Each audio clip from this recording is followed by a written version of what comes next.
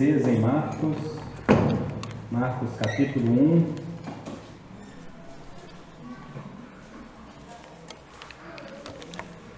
Marcos capítulo 1. Bem, meus amigos, essa semana eu vi uma pessoa que perguntou lá no nosso Instagram, né? Eu pensei que vocês eram evangélicos. Ela viu o post da Quaresma. Eu falei, somos. Mas tem que vir no culto, senão é difícil explicar isso, né? Assim, ela falou, eu pensei que vocês eram evangélicos e tal. Eu sei que é difícil entender mesmo. Nós chegamos no tempo da Quaresma. Eu sei que realmente, às vezes a gente associa isso só com a igreja romana, né? Mas a igreja protestante também, muitas igrejas observam também o calendário cristão. O calendário cristão, ele é uma coisa antiga, milenar, e que é observado ao longo dos milhares de anos, centenas de anos, na tradição cristã. O calendário cristão, que começa lá no Advento, vocês lembram disso? Advento, Epifania, Quaresma, a próxima temporada é a Páscoa, depois a gente vai ter Pentecostes e depois o tempo comum. É o calendário cristão.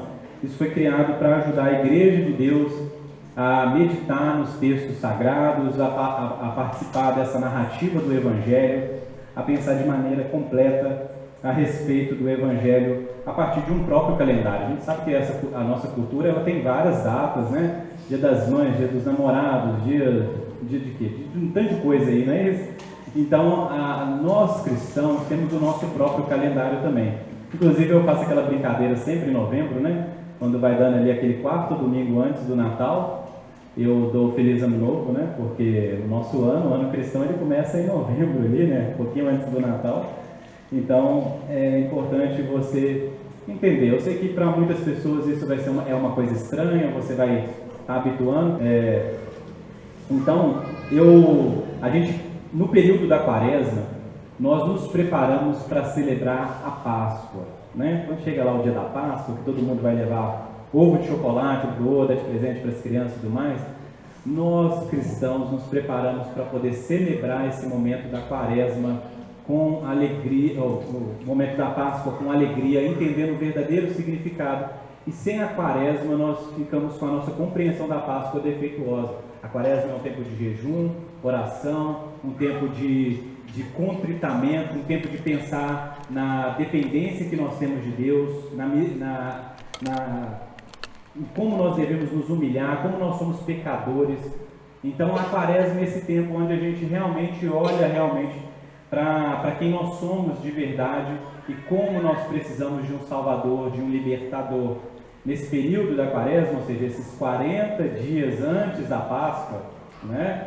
Esses 40 dias antes da Páscoa, nós vamos ser convocados e chamados a se arrepender dos nossos pecados cada vez mais, a preparar o nosso coração para receber ainda mais a mensagem do Evangelho. Tenho certeza que você vai ser abençoado. É tempo de mudança, é tempo de transformação. Todo mundo quer mudar, não é isso? Todo mundo quer mudar. Tem sempre alguma coisa na nossa vida que a gente precisa mudar, que a gente precisa fazer os ajustes.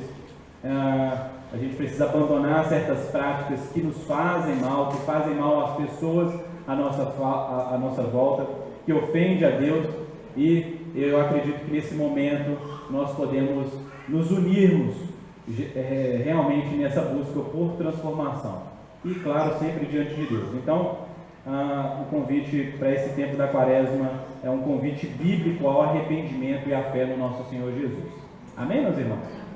Então, você que abriu a sua Bíblia em Marcos capítulo 1, nós vamos ler do versículo 9 até o versículo 13.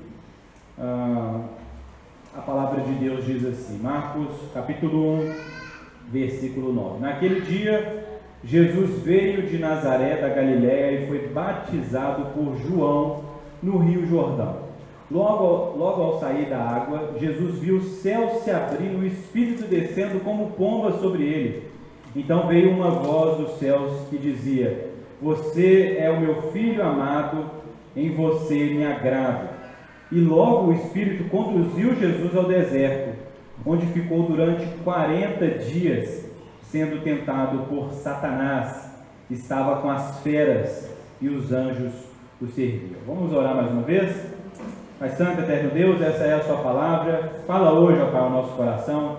Fala hoje, ó Pai, para que a gente possa encontrar mudança, para que a gente possa olhar para Jesus Cristo, nosso Senhor, e a nossa fé ser fortalecida, a gente ser alimentado com a palavra, com o pão espiritual que é Jesus Cristo. Pai, também nos dê força para abandonarmos os nossos pecados, ó Pai, para verdadeiramente nos arrependermos daquilo, ó Pai, que é contra o Senhor e contra nós também, ó Pai, que nós possamos realmente encontrar hoje salvação em Ti, Jesus. É isso que nós te pedimos. Amém. Amém? Nós estamos diante de um texto que é interessantíssimo, a exposição inclusive de Marcos, uma parte desses versículos aqui já foram feitos aqui na igreja, o batismo de Jesus. Nós estamos encerrando o período da Epifania, não é isso? Epifania, nós participamos e nós lembramos sobre os atos públicos de Jesus, a manifestação pública de Jesus, o ministério público de Jesus. Aquele bebê cresceu e aquele que cresceu andou por toda Judéia e Galiléia, fazendo a vontade de Deus, libertando pessoas, curando, pregando o Evangelho. Isso foi algo extraordinário. Nós meditamos em passagens que falavam sobre essa manifestação pública de Jesus. Fomos convidados a olhar para a glória de Jesus, para a pessoa de Jesus. Ainda olharemos para Ele, para a glória dEle, mas nós também agora pensaremos um pouco a respeito da nossa natureza. Mas o texto começa falando sobre Jesus. Começa falando, inclusive, que naqueles dias Jesus veio de Nazaré. Nazaré ficava ao norte do território israelita, uma região, inclusive, bem desprezada pelas pessoas, uma região mais periférica ali do território israelita, e Jesus veio de lá. E ele vem se encontrar com João Batista, que inclusive está fazendo seu papel no Rio Jordão, batizando todo aquele que se arrepende. Você vê todo tipo de gente se arrependendo dos pecados, pessoas realmente escutando a dura mensagem de João Batista, raça de víboras. Imagina só, as pessoas estavam escutando uma mensagem muito dura a respeito da natureza humana. João Batista fazia questão de enfatizar a fraqueza humana, que eles deveriam se voltar para Deus, um convite a consertar os caminhos, a aplanar os caminhos para a chegada do Messias, já que o reino de Deus estava chegando, alguma coisa precisava ser feita. É mais ou menos assim, se você fosse receber uma pessoa muito importante na sua casa, não dá para receber com a casa bagunçada. É necessário arrumar a casa. Mas a gente não está falando somente de arrumar a casa, arrumar Israel. Nós estamos falando que o coração dos israelitas, ou do povo judeu, está bagunçado. E eles precisam arrumar esse coração para que o Messias possa ser recepcionado de maneira devida. Jesus veio. E quando Jesus vem, ele precisa ser recebido nessa postura, na postura de gente que o recebe com um coração humilde, com um coração realmente desejoso de conhecer sua salvação, sua palavra, os seus atos, quem ele é, entendendo que há alguma coisa errada em nós, há realmente uma depravação total e completa nas nossas vidas, e nós precisamos então receber o Messias de uma forma digna. O João Batista batizava esses inúmeros pecadores desse mesmo Rio Jordão, mas agora é Jesus quem está indo para o encontro, é Jesus que está indo para João Batista para ser batizado, e isso é uma coisa ilógica, porque nós sabemos que Jesus é santo, sem pecado. O batismo não é feito para pessoas assim. O batismo é feito para gente pecadora, gente que inclusive reconheceu a sua falha, a sua pecaminosidade, a sua corrupção. O batismo é feito para essas pessoas, é um testemunho público de que nós não podemos salvar nós mesmos, mas nós precisamos de alguém para nos lavar, para nos purificar. Mas olha só, Jesus está indo para o batismo, e há muitos mistérios aqui. Mas por que Jesus está indo para o batismo? Como diz o versículo 9, naquele dia Jesus veio de Nazaré da Galiléia e foi batizado por João no Rio Jordão. Uma coisa, inclusive, que o próprio João se sentiu incomodado de fazer isso. Ele falou assim: eu vou batizar você? É você que deveria me batizar. Mas Jesus, ele insiste e diz que era necessário. Por que era necessário que Jesus se batizasse? Primeiro, porque Jesus está assumindo um lugar. É a ideia de que Jesus está se identificando com uma humanidade pecadora. E assim como nós deveríamos estar passando por esse batismo, Jesus, assumindo o nosso lugar, vai às águas de maneira representativa. Ele vai para que nós possamos olhar para Ele que é santo, puro, justo, verdadeiro, indo às águas, e não haja em nenhum de nós qualquer tipo de arrogância ou soberba, ou um tipo de pensamento que diz: eu não vou ir às águas, eu sou digno, eu sou uma pessoa tão boa e perfeita, eu sou uma pessoa que não precisa, por que alguém precisa me lavar? Eu mesmo me dou banho. Nós olhamos para Jesus e vemos Jesus se identificando com a humanidade, mas se identificando também com o servo da humanidade, o servo sofredor, que muitas vezes vai ser anunciado, principalmente no texto de Isaías, que nós citamos aqui hoje, Jesus como um servo sofredor, como aquele que é injustamente colocado em lugares que eram para nós, mas ele, de uma forma muito misericordiosa, assume o nosso lugar. E no batismo, Jesus, de certa maneira, também vai àquele lugar por nós e representando a humanidade, mas uma identificação clara com o servo sofredor que será anunciado tantas vezes no Antigo Testamento e que vai ganhar sentido na pessoa de Jesus. Algo extraordinário acontece nesse momento em que Jesus é batizado, porque logo ao sair das águas, vocês viram a cena hoje, quando Jesus saiu das águas, algo extraordinário aconteceu. O texto diz, no versículo 10, que logo ao sair da água, Jesus viu o céu se abrindo e o Espírito descendo como pomba sobre ele. É como se a gente estivesse olhando para esse céu aqui e de alguma maneira algo sobrenatural acontecesse e esse céu se abrisse. Eu já falei sobre isso, sobre as manifestações da presença de Deus, que é como se Deus abrisse uma fenda na eternidade e revelasse uma realidade que a gente não está acostumado, uma realidade miraculosa. Essa cena de presença de Deus é algo, inclusive, que eu trabalhei no último culto nosso, de que Deus manifestou a sua presença, e quando Ele manifesta a sua presença, é algo que deixa todas as pessoas pasmas. As pessoas ficam realmente em um tipo de choque e êxtase. Deus, de fato, está aqui. Então, os céus se abriram, é isso, a presença de Deus está nesse lugar. É como se Deus também se tornasse testemunha disso que está acontecendo. Deus está se tornando testemunha, Deus o Pai testemunha de que o Filho está sendo batizado. O céu se abre uma pomba, mas é o Espírito descendo como pomba sobre ele. Pai, Filho e Espírito Santo, uma representação da presença de Deus completa, trinitária. Nós cremos em um Deus triuno. Deus é um ser, mas em Deus há três pessoas: Pai, Filho e Espírito Santo. Nós temos aqui o Filho sendo batizado, o Espírito descendo como pomba sobre Jesus, e de fato, esses céus que se abrem, a gente vai ver daqui a pouco a voz do Pai proclamando Jesus como Rei, ou proclamando Jesus como Filho diante de todas as pessoas, um decreto real. A ideia de que é muito importante a gente pensar sobre essa ideia de céu se abrindo. O próprio Jesus, em João 3,13, vai dizer que Ele veio do céu. Ele veio do céu, Ele veio desse lugar da presença de Deus, um lugar, inclusive, onde as coisas funcionam de acordo com a vontade de Deus. E Ele saiu desse lugar, ou Ele veio desse lugar santíssimo e perfeito para pisar essa realidade quebrada e imperfeita.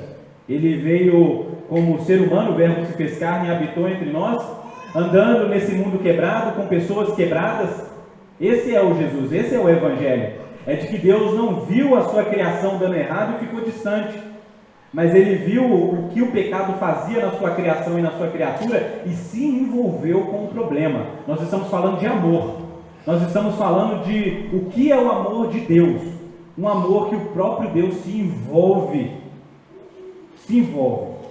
O Deus que se fez carne habitou no meio de nós, a manifestação da glória de Deus. Os céus é o lugar conhecido como o lugar da morada de Deus, onde a vontade de Deus é plenamente cumprida e obedecida, lugar de ordem.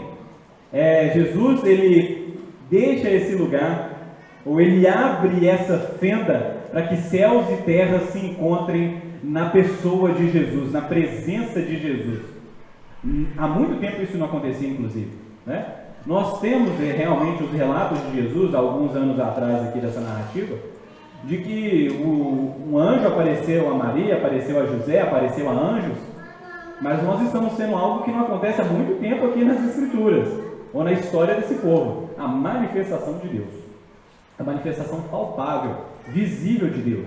Isso é algo extraordinário, já faz tempo que Deus não faz isso, e algo novo está acontecendo nesse novo tempo de Jesus, e essa palavra tempo é muito importante para nós, porque chegou um novo tempo, o tempo de boas novas, o tempo de evangelho, o tempo de salvação, mas uma salvação que vem como uma luz, revelando também o que há de ser salvo, o que precisa ser transformado, mudado. É como se você estivesse sujo ou despenteado e de repente alguém joga uma luz e bota um espelho na sua frente. Até então aquela sujeira não te incomodava, mas depois que você passa a enxergar, você vê a necessidade de mudança, de transformação. Jesus brilhando na Judéia e na Galileia, mostrando para aquelas pessoas que eles precisavam de mudanças, não um penteado no cabelo, mas de um novo coração, de uma nova humanidade, uma humanidade recriada em Cristo Jesus. A ideia do Espírito descendo como pomba é interessantíssima, inclusive é por isso que a gente não faz imagem do Deus o Pai, não é isso? Né? Nós podemos representar Jesus ali, no nosso quadro, nós temos ali Jesus ali, viu gente? Um quadro muito bonito. Nós podemos representar o Espírito Santo como uma pomba, não é isso? A gente faz isso, mas a gente não pode representar o Pai, porque o Pai não se deu a sua face conhecida, o Pai, né? Sempre de maneira enigmática, mas o Espírito nós temos ele vindo como uma forma de pomba, e o Espírito vindo sobre Jesus é um marco muito importante, é o selo do Espírito, é a capacitação do Espírito, do poder de Deus, para que Jesus pudesse cumprir o seu ministério público.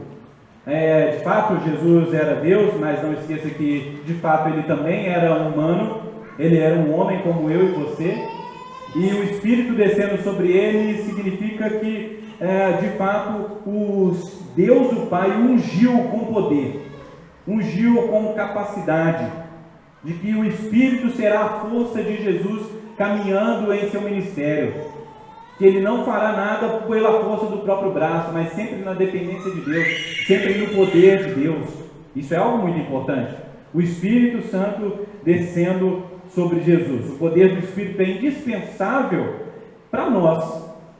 O poder do Espírito Santo é indispensável para qualquer um de nós que deseja cumprir a vontade de Deus.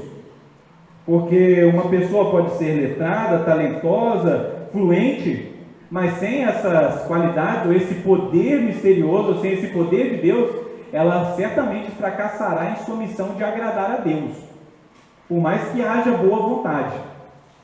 Mas nós precisamos, para uma vida digna diante de Deus, de uma capacitação sobrenatural, que o Espírito seja derramado em nós, em nosso coração, o poder de Deus nos guiando para cada uma das nossas obras nesse mundo.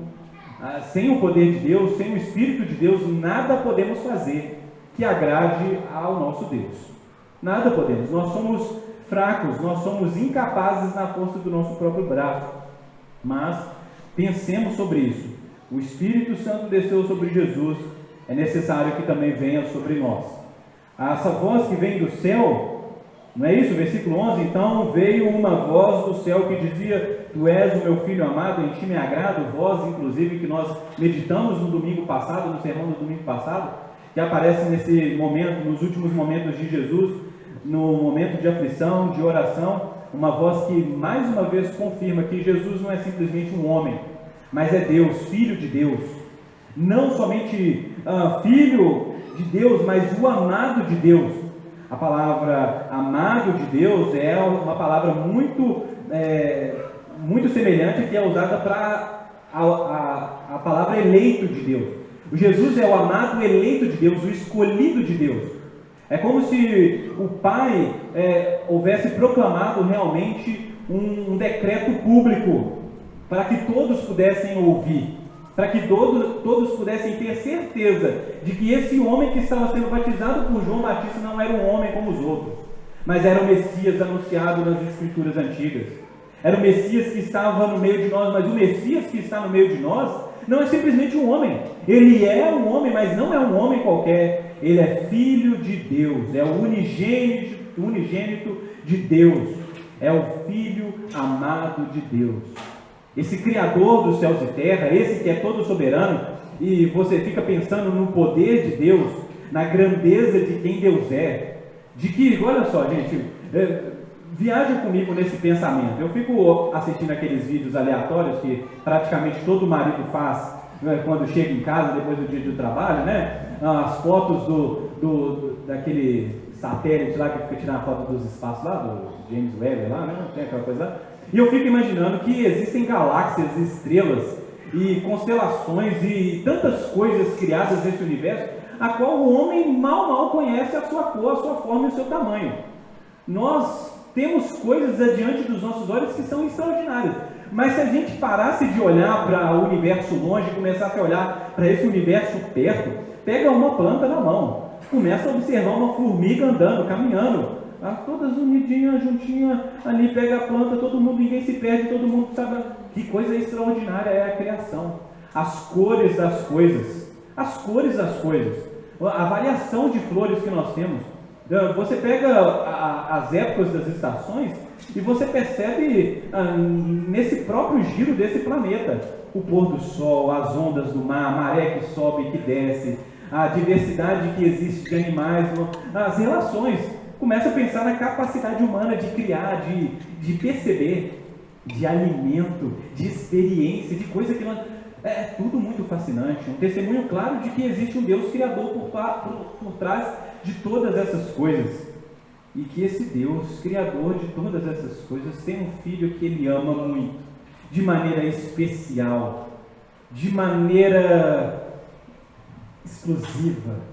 O Pai ama o Filho, tu és o meu Filho amado, em ti me agrado. A identidade de Jesus é que ele é o Filho de Deus, ele é Deus, mas o Filho de Deus, o Filho do Pai, e o Pai ama ele eternamente, ele ama o Pai eternamente, uma relação pura de amor, uma relação que é manifestada a nós, e nós podemos conhecer isso pelo Evangelho. Uma declaração importantíssima que ecoa um pouco do que diz o Salmos capítulo 2, versículo 7, de que o Messias seria esse Filho de Deus. Salmos capítulo 2 diz assim no versículo 1, acho que vale a pena a gente ler algumas para a gente entender a natureza e o papel de Jesus. Salmos capítulo 2, versículo 1 diz assim: porque se enfurecem as nações e os povos imaginam coisas vãs? Os reis da terra se levantam e as autoridades conspiram contra o Senhor e contra o seu ungido, dizendo: vamos romper os seus laços e sacudir de nós as suas algemas. Aquele que habita nos céus dá risada, o Senhor zomba deles. Na sua ira, a seu tempo, lhes fará, e no seu furor os deixará apavorados, dizendo: eu constituí o meu rei sobre o meu santo monte Senhor. As nações, elas estão agitadas. Os reis, os poderosos dessa terra, eles estão enfurecidos. Por quê?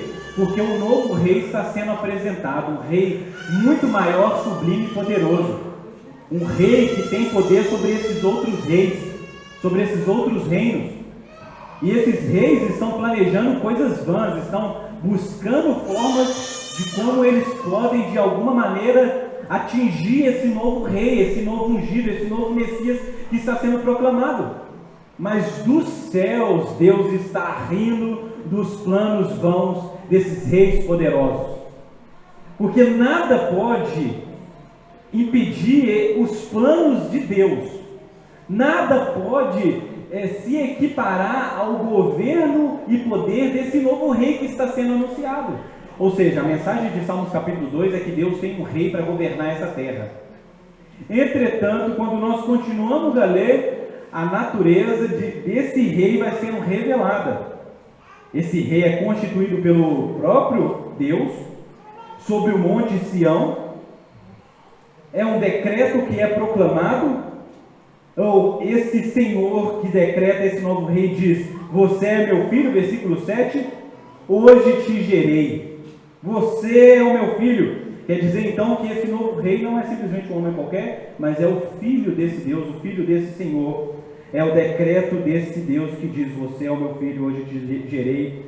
Peça, versículo 8, peça e eu lhes darei as nações por herança e as extremidades da terra por sua possessão. O Salmos ele vai continuar num tom bem pesado, porque esse ungido, esse rei que recebe esse poder do próprio Deus, tem autoridade para governar as nações, inclusive punir os homens maus, inclusive punir o pecado, para colocar esse mundo em ordem. Deus vai lidar de maneira honesta e concreta com a maldade, o pecado e o sofrimento. Esse ungido receberá barras de ferro nas mãos e despedaçará as nações. O Salmos ele termina com um incentivo de buscar graça diante de Deus, versículo 12. Beijem o filho para que não se irrite e não pereçam no caminho, porque em breve se acenderá a sua ira. Bem-aventurado todos os que nele se refugiam. No entanto, há uma maneira de se relacionar com esse ungido, esse rei que tem toda a autoridade. Você pode hoje buscar a comunhão com esse filho, beijem o filho para que ele não se irrite. O tempo de Jesus é o tempo de salvação anunciada e proclamada para todos nós que estamos aqui nessa manhã. No entanto, não podemos nos achegar a esse Jesus, ao Filho de Deus, sem que o nosso coração esteja quebrantado, humilde, colocado no seu lugar. Nós precisamos entender que sim, existe graça, misericórdia da parte de Deus para nós, mas nós também precisamos vir a Ele arrependidos, contritos, humilhados, quebrantados. Não podemos resistir a Deus com arrogância, com soberba, porque isso Deus de fato não tolera. Jesus é esse Messias proclamado no batismo. Jesus é esse rei que está sendo anunciado às nações ali naquele lugar. É o Filho de Deus, amado de Deus. Após ser proclamado isso a respeito de Jesus, o próprio Espírito leva Jesus ao deserto. Isso é uma coisa extraordinária.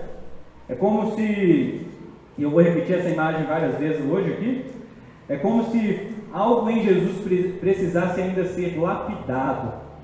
É como se alguma coisa ainda precisasse acontecer antes de Jesus começar definitivamente o seu ministério. O Espírito conduz Jesus ao deserto, onde vai dizer isso é o versículo 14, Marcos 1, versículo 12. E logo o Espírito conduziu Jesus ao deserto, versículo 13, onde ficou durante 40 dias sendo tentado por Satanás. Estava com as feras e os anjos o serviam. Jesus foi para o lugar deserto, ele foi para o deserto, ficou 40 dias. Às vezes algumas narrativas vão dar entendimento que parece que Jesus foi tentado no final dos 40 dias, e de fato ele foi tentado, como se fosse uma última tentação, um último combate entre Jesus e Satanás. Mas o que parece é que durante esses 40 dias Jesus foi sendo tentado.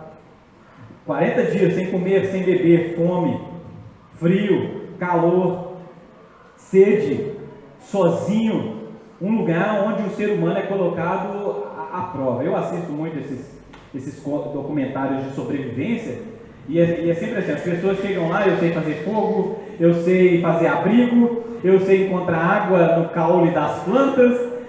No final do primeiro dia as pessoas já estão morrendo, né? Desesperadas, ai meu Deus, eu não vou suportar mais 21 dias nesse lugar, e aquela coisa, por quê? Porque quando nós estamos nesses lugares inóspitos, né? Lugares onde nós não temos com quem contar ferramentas, parece que é uma luta psicológica, física, espiritual.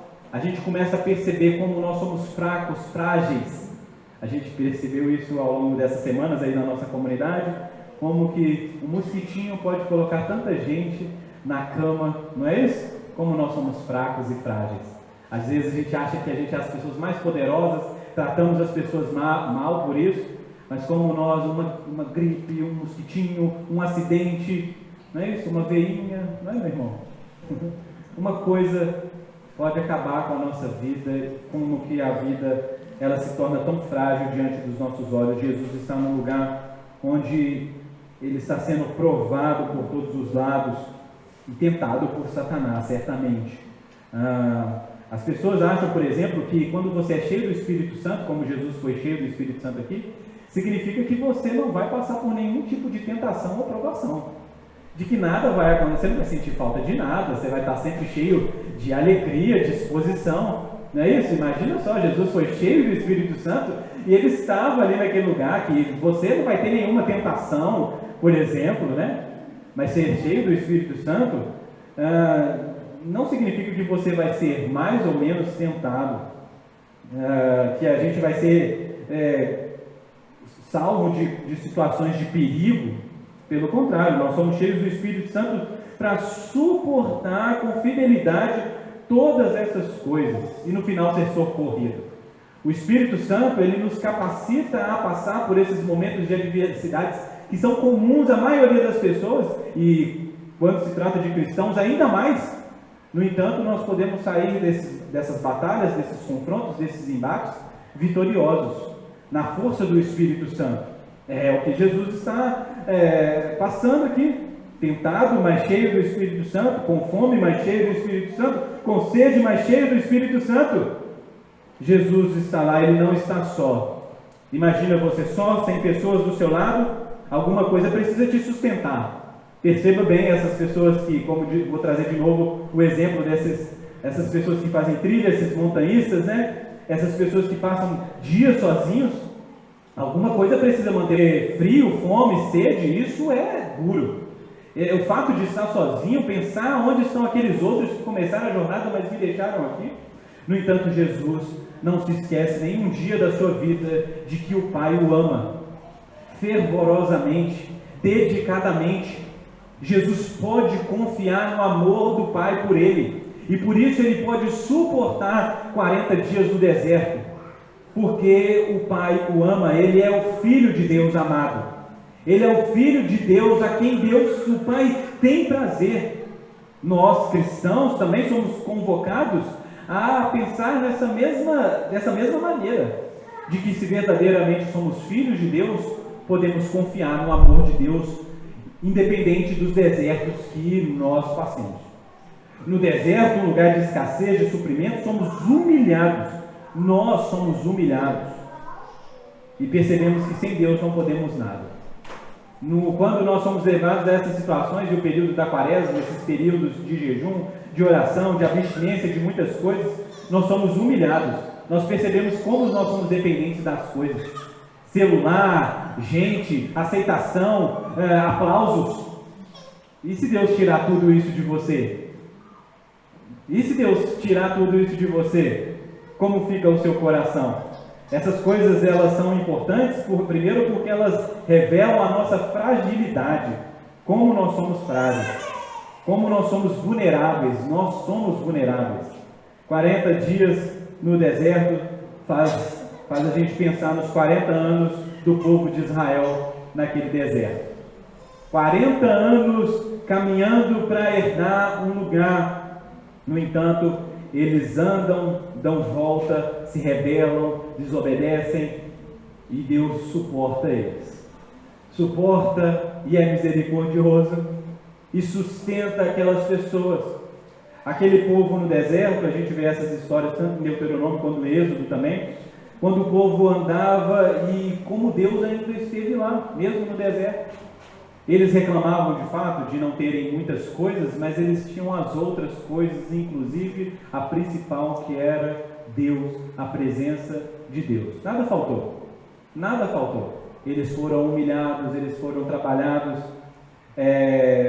Deus já conduziu o seu povo outra vez no deserto e agora conduz Jesus, o verdadeiro israelita, o verdadeiro Israel, mais uma vez no deserto. Mas diferente daquele povo, diferente daquelas pessoas, não há murmuração nos lábios de Jesus. Não há desconfiança, falta de fé. Ele não titubia no que se refere ao amor de Deus por ele. Continua firme, continua fiel, continua suportando o momento por causa do propósito, por causa daquilo que vem pela frente. De fato, Jesus estava sendo tentado pelo próprio Satanás. Não era um demônio, não era um enviado de Satanás. O mais forte do lado deles contra o mais forte do nosso lado. Era o embate do século. Mas a gente percebe pela narrativa de que Jesus foi vitorioso. Aqui nós não vamos ler sobre isso, mas pão, poder, estabilidade, governos foram oferecidos a Jesus nos últimos dias. Em todas essas coisas, Jesus permaneceu firme na palavra de Deus e no propósito, e de maneira nenhuma se prostrou diante de Satanás, de maneira nenhuma cedeu aquilo que ele buscava, inclusive coisas lícitas.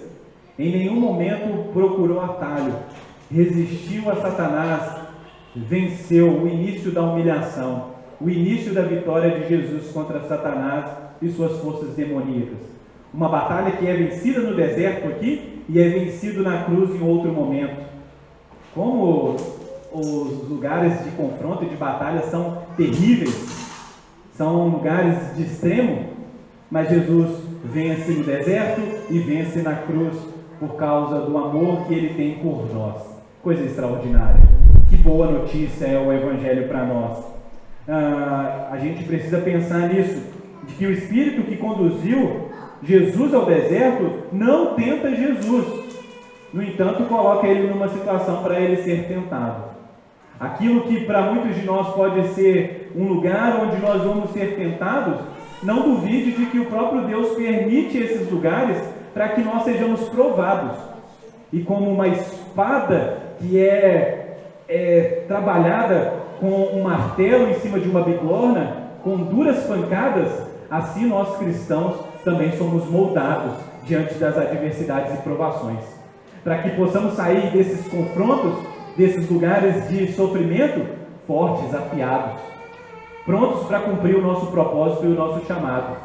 A gente percebe que esses lugares de provações não somente são opcionais para o cristão, mas são necessários, já que nós temos uma missão que é grandiosa, que é proclamar Jesus Cristo e glorificar o seu nome. Nós vamos precisar ser trabalhados, colocados em situações que nós vamos ser levados aos extremos. E é bom que nós saiamos dessas situações fortalecidos, confiantes no amor de Deus por nós e de que na nossa fraqueza, de maneira nenhuma, nós sairíamos dessas situações com as nossas próprias forças. É necessário ser encharcado com o poder de Deus, com o amor de Deus. Essa santa resiliência que os cristãos têm não é fruto dos nossos próprios braços, das nossas capacidades, mas é fruto do amor de Deus, do Espírito de Deus em nós. Como nós precisamos da presença de Deus nos guiando. O Filho do Homem foi levado a um teste supremo, do que significa o que tem a respeito com a sua humanidade. Como o homem foi tentado, como o homem foi levado a esse lugar de extrema dureza pelo deserto e pelo combate com Satanás. Ele experimentou a fragilidade da vida humana. Pensa que o Criador do pão teve fome de pão. Para pensar sobre isso. De que aquele que criou água teve sede. Aquele que domina sobre a natureza teve frio e calor. Desejou ter pessoas ao lado. Imagina, como homem, Jesus experimentou necessidades que nós experimentamos praticamente todos os dias. Ao ser tentado, lembre de Jesus, que foi tentado também. Mas é justamente por essa qualidade de Jesus ter passado por esse lugar de tentação e ter sido vitorioso, que nós podemos descansar de que o nosso sumo sacerdote entende bem quando nós oramos, quando nós confessamos as nossas fraquezas. Quando você diz, eu me sinto sozinho, lembre-se que Jesus se sentiu sozinho. E é por isso que Ele pode atender às suas orações e pode se compadecer de você, porque Ele também experimentou solidão. Você sentiu falta, fome, frio? Sentiu a fraqueza humana quando você ficou doente, apesar de Jesus não ter ficado doente? Experimentou fraqueza humana. Jesus sabe como a natureza humana corrompida é frágil. Jesus pode se compadecer, Ele pode se identificar com essa dor, com esse sofrimento, qualquer uma dessas dores na sua vida, qualquer um desses sofrimentos, é saber que Jesus se identifica e sabe exatamente o que é, porque Ele é humano. Pense sobre isso. No fim, nós vemos o relato de que feras e anjos foram as companhias de Jesus. A gente não sabe se as feras estavam ali para oprimir ainda mais o cenário, ou se as feras se amansaram diante do Criador. A gente não sabe exatamente como os anjos o serviam, não é verdade? Mas a gente já viu isso no Israel antigo, de como a presença de anjos foi importante na jornada daquele povo no deserto. Mas eles também estão aqui testemunhando o Filho de Deus passando por essa situação. A gente pensa em algumas coisas práticas, e eu gostaria que você pensasse nisso comigo.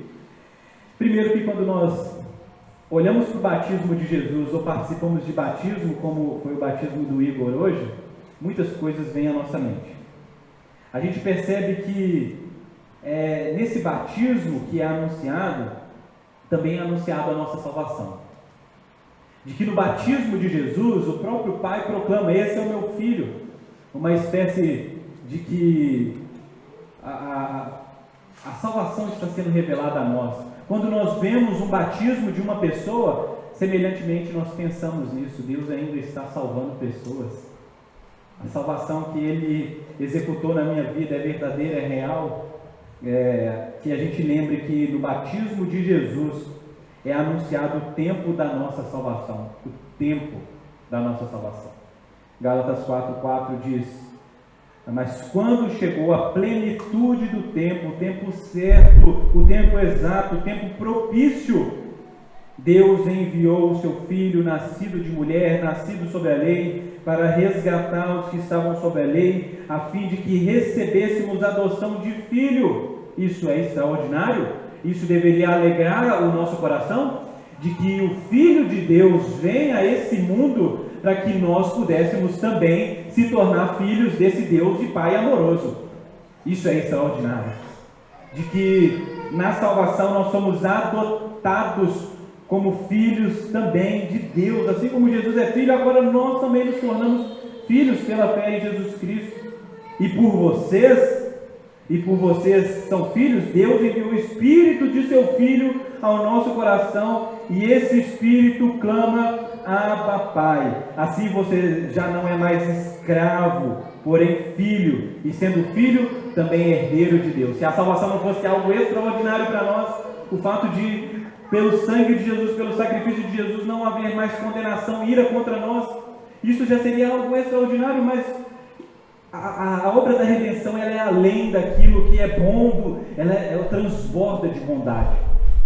Nós somos adotados em Cristo Jesus, nós somos adotados em Cristo Jesus e recebemos o Espírito de Jesus, o mesmo Espírito que desce sobre Jesus, também agora vem sobre nós, e esse Espírito, ele clama dentro de nós que nós somos filhos de Deus e nós podemos orar de verdade: Abba, Pai, o Deus é o meu Pai, com convicção, com certeza. Isso só é possível por meio da salvação. Eu sei, meus irmãos, que a gente chama os nossos pets de filho nosso, ou de filho de Deus, não é isso? A gente fala ali: não pisa na formiga não, isso também é filho de Deus. Mas a palavra de Deus diz que criaturas se tornam filhos e filhas de Deus por meio da fé em Cristo Jesus, pela união com Cristo Jesus, por meio do derramado sangue de Jesus, por meio de um novo coração, em nome de Jesus. Somente aqueles que creem verdadeiramente podem dizer para Deus: você é o meu Pai. Isso é algo extraordinário. Nenhuma outra criatura nesse universo pode dizer: Deus é meu Pai, mas os verdadeiros filhos de Deus, pela fé em Jesus Cristo, podem dizer, e o Espírito Santo clama: Abba, Pai. Assim nós não somos mais escravos. Isso é algo muito interessante, mas nós somos filhos, e algo mais interessante ainda, herdeiros. Nós vamos herdar aquilo que era destinado a Jesus. Esse amor, essa comunhão, essa paz. Agora nós também herdamos de algo que não era para nós, mas nós herdamos em Cristo Jesus. Que notícia boa, que notícia extraordinária. Como diz o Tim Keller, nós não podemos nem nos julgar superiores, porque o Evangelho nos coloca no nosso devido lugar, não é isso? Ninguém pode andar com soberba, com arrogância, porque o Evangelho diz, olha, vocês são pecadores, vocês são necessitados, vocês são frágeis, vocês são doentes, não é isso? Mas nenhuma pessoa pode andar também cabisbaixa, achando que não é nada, porque Jesus não vai à cruz por nada, ele vai à cruz por pessoas amadas do Pai. Então nós somos amados, isso é uma notícia muito boa. Então, vivendo nesse mundo, ainda assim seremos tentados, isso é verdade. Semelhante ao nosso Senhor, recebemos propostas sedutoras dos nossos adversários. Prosperidade, poder, honra, governo, essas coisas vão ser ofertadas a cada um de nós, tenha certeza disso. E como o nosso Senhor, nós devemos nos manter firmes em relação a todas essas propostas. Eu sei que muitos de nós estão iludidos, muitos de nós têm sido seduzidos pelo mundo. Receba isso, busque isso, você vai ser mais feliz, você vai se sentir mais seguro, você vai se sentir mais amado, você vai se sentir mais pertencente, faça isso, faça aquilo. Eu sei que o mundo, ele tenta ministrar uma mensagem de paz, prosperidade e salvação para nós. Mas é bom que a gente lembre que essas coisas só podem ser encontradas no reino de Deus e em Cristo Jesus, o nosso Senhor e Salvador. Que você permaneça fiel. Vença todas essas tentações confiando no amor paternal de Deus.